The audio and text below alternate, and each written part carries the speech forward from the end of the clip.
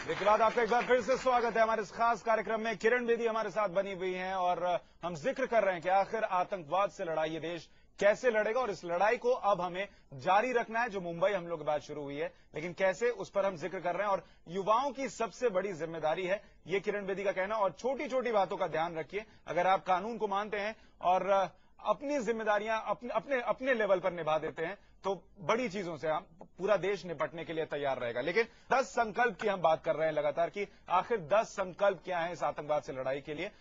सबसे पहले पहला संकल्प हम देखते हैं। सबसे ऊपर हमें देश को रखना होगा। किरण जी, ये इस वक्त का सबसे बड़ा मोटो हमारा होना चाहिए कि हमसे ऊपर, हमारे करियर से ऊपर, हमारे परिवार से ऊपर हमारा देश है। बिल्कुल। जब आप देश प्रेम लेने लगते हैं तो देश प्रेम को जैसे कि ना मातृभूमि, सो जब जैसे माँ की इज्जत करते हैं, जन्मभूमि की इज्जत करें। सो जब जन्मभूमि माँ के रूप में देखने लगते हैं तो आप उसको प्यार करेंगे। जब तक आप उसको एक मदरलैंड नहीं समझेंगे, मदरलैंड का फीलिंग नहीं आएगी, आप नहीं करेंगे। सो इसको एज एनी अदर लैंड नहीं, as my motherland. India my motherland. एक तरफ मेरी माँ जिसने मुझे जन्म दिया, एक वो उसने जिस धरती पे मैं जन्म हुई। ये मेरी दो माताएं हैं, एक जन्मभूमि, एक भगवान की दी हुई माँ। सो जब हम ये करते हैं तो फिर नेचुरली एक संकल्प आएगा। आप में से बहुत सारे लोग ऐसे होंगे जिन्होंने शाहरुख खान को कभी किसी को मारते देखा हो, तो उस वक्त बहुत देशभक्ति जागती है, लेकिन 15 मिनट के बाद जब आप घर जाते हैं तो वो देशभक्ति खत्म हो जाती है। इससे इत्तेफाक रखते हैं या हमेशा देशभक्ति जो किरण जी कह रही है वो आपके अंदर रहती है? Ma'am, I believe that the repetition of error has led to this terror. This is what I believe. It was very much like evident from the news when Mr. Hemant Karkare, the ATS chief, when he informed, when he gave us the clues on 16th of Feb that such attack was awaited. Nothing was done on this. And as youth, we have so much of anger and anguish inside. But it will be of no use until and unless it is channelized in the right manner.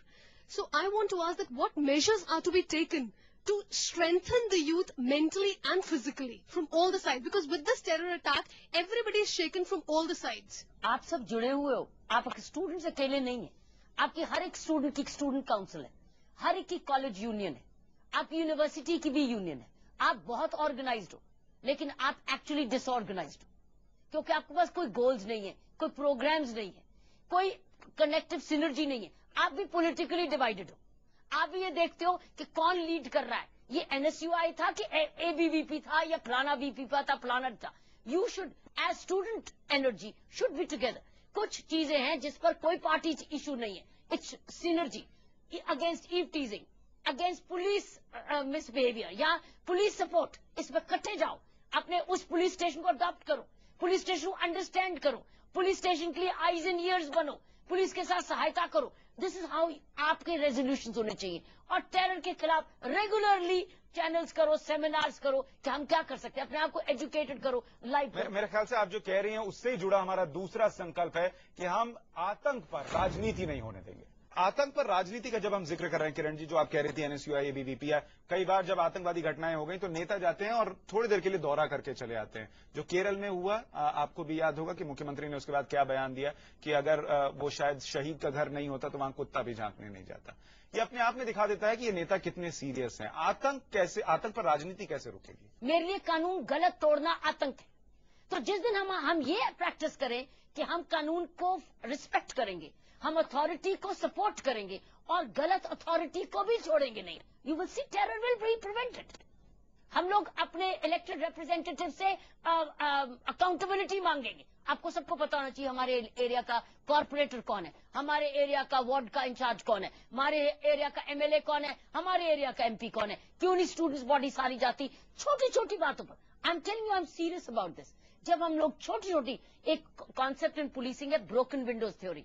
जब आप टूटे हुए शीशों को ठीक रखते हो सारा घर ठीक हो जाता है, लेकिन टूटे हुए शीशे चलने दो, लेकिन पेंट करते जाओ, कुछ नहीं, वो घर गंदा ही लगेगा। So you have to have a broken window theory, जहां आप छोटी छोटी, आपको पता है न्यूयॉर्क में क्राइम गिरा, न्यूयॉर्क सिटी में ऑर्गेनाइज्ड क्राइम गिरा। रिसर्च क्या बताया, जब छोटी छोटी बातों पर ध्यान दिया गया, जहां ग्राफिटी, जहां मेट्रो में गए, कभी इस सड़क पे इस पेड़ पे गंदा कर दिया या उस वॉल पे गंदी ग्राफिटी करा दी, तो उसने क्या किया, जब ये बंद किया, छोटे छोटे चोर, छोटे छोटे ड्रग एडिक्ट पकड़े गए, बड़े गैंग्स भी हाथ में आ गए। लेकिन जब छोटे छोटे को जाने दो तो आपका क्राइम नहीं गिर सकता।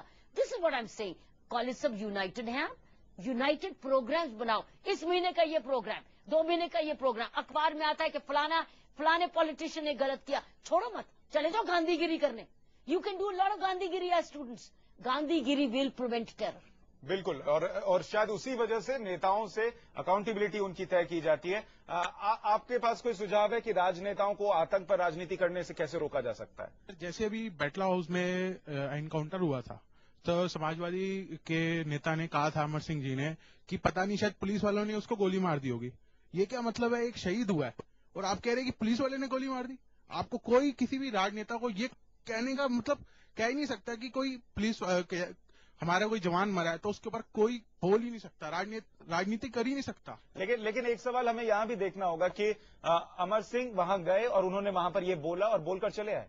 क्या युवाओं को वहां रोकना नहीं चाहिए था? उसके लिए सर हमारे को लॉ बनाने चाहिए। किसी राजनेता को बोलने का हक ही नहीं है। जवान के ऊपर कोई मरता है, अरे कितने उसके घर वाले पीछे होते हैं, कितने उसकी बीबी है, बेटी है, बहन है, माँ है, बाप है।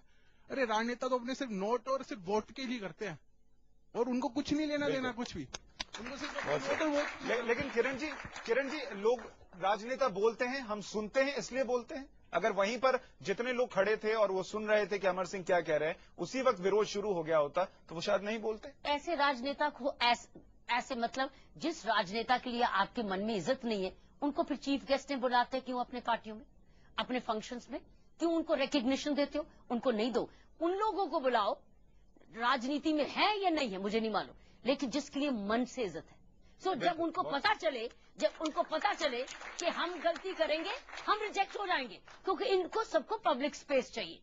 आप उन्हीं को वोट दो, उन्हीं को सिलेक्ट करो, उन्हीं को बुलाओ जिनके लिए आपके लिए वाकई में मन में इज्जत है।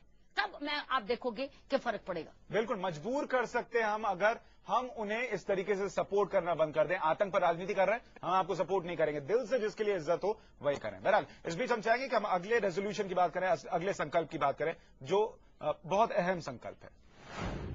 और वो संकल्प ये है कि सुरक्षा के लिए हम पुलिस का सहयोग करेंगे, जो बार बार किरण बेदी कह रही हैं। किरण जी, कई बार हमारी ये आदत हो गई है, शायद हमने घर में भी सुन लिया, छोटे से बड़े होते हैं, कि कुछ भी गलती हो गई, अरे ये पुलिस वाले करते क्या है, पुलिस वाले कुछ नहीं करते। लेकिन हमें ये भी देखना होगा शायद कि हम उनकी मदद नहीं कर रहे।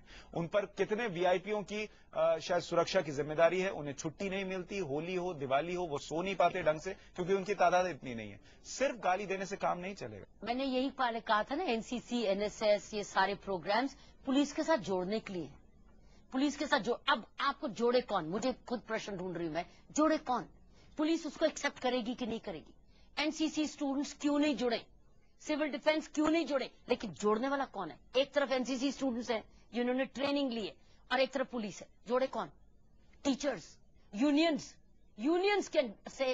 जा सकती कहने के लिए कि हम लोग नाइट पेट्रोलिंग करना चाहते हैं इस एरिया में, हम लोग सर्वे करना चाहते हैं, हम लोग टेनेंट वेरिफिकेशन करना चाहते हैं, हमको कोई काम दीजिए, हम पुलिस जब करना चाहेंगे।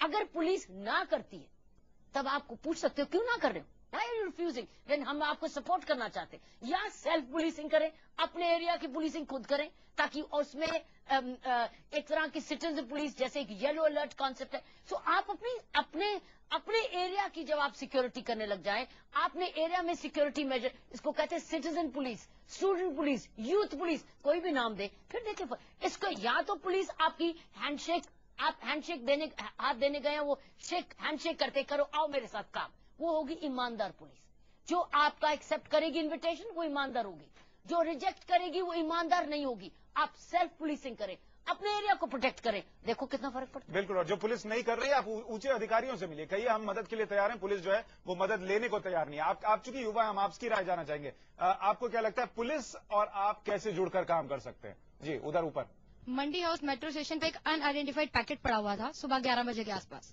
हमने वहाँ पुलिस वालों को देखा, हमने उन्हें इन्फॉर्म करा, उन्होंने कहा अभी चेक कराते हैं, और शाम को 6 बजे वापस आने तक वो पैकेट वहीं था, उसकी कोई चेकिंग नहीं हुई थी। हम दोबारा पुलिस वालों के पास गए, उन्हें हमने दोबारा बोला कि वो पैकेट पड़ा है, तब उन्होंने बोला हाँ अभी हमें इन्फॉर्मेशन मिली है और हमने बॉम्ब स्क्वाड को अभी बुलाया है चेक करने के लिए। हालांकि उसमें कुछ निकला नहीं, पर अगर वो एक बॉम्ब होता या कुछ भी ऐसी चीज होती तो काफी बड़ा हादसा हो सकता था। लेकिन पुलिस ने उस पर कोई एक्शन लिया और पुलिस ने हमें ऊपर से ये बोला कि आपका काम नहीं है।